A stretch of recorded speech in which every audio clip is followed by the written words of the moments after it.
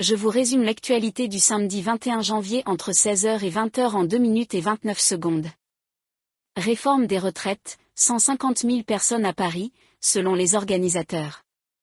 Une dizaine d'organisations de jeunes défilent ce samedi 21 janvier, à Paris, contre la réforme des retraites, soutenue activement par la France insoumise. Réforme des retraites, des dizaines de milliers de manifestants ce samedi à Paris.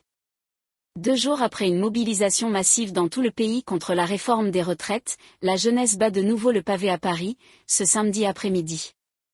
Les organisateurs, soutenus par la France insoumise, affirment que 150 000 personnes ont participé à la manifestation. La chaîne d'information russe RT France annonce sa fermeture.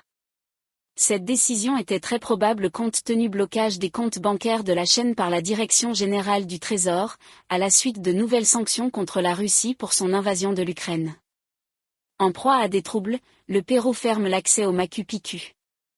Les autorités péruviennes ont décidé de fermer l'accès au plus célèbre site touristique du pays, en raison de la situation sociale et pour préserver l'intégrité des visiteurs. Jean-Paul Bosland est le premier pompier volontaire élu à la tête de la Fédération nationale. Restes humains découverts à Saint-Priest, le suspect mis en examen pour meurtre et écroué. Aucune forme de vengeance, réclame le père de Tidiane, 16 ans, tué à Thiers dans une rixe. Lors d'une marche blanche en hommage à Tidiane, 16 ans, tué aux abords de son lycée lundi lors d'une rixe entre bandes rivales, son père appelle les adolescents à ne pas chercher à se faire vengeance. Espagne, importante mobilisation contre Pedro Sánchez et sa politique catalane.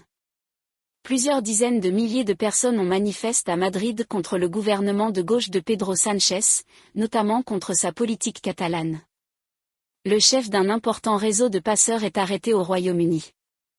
Tariq Namik, chef d'un réseau de passeurs soupçonné d'avoir acheminé 1900 migrants kurdes en Europe et au Royaume-Uni, a été arrêté ce samedi à Manchester, en Angleterre. Il a déjà été condamné à 8 ans de prison. Saint-Priest, le suspect dans l'affaire des restes humains retrouvés dans les égouts mis en examen et écroué. L'homme soupçonné d'avoir tué un adolescent de 17 ans, dont les restes ont été retrouvés dans les canalisations d'un immeuble, a été mis en examen et écroué ce samedi. Des évaluations psychiatriques sont encore nécessaires.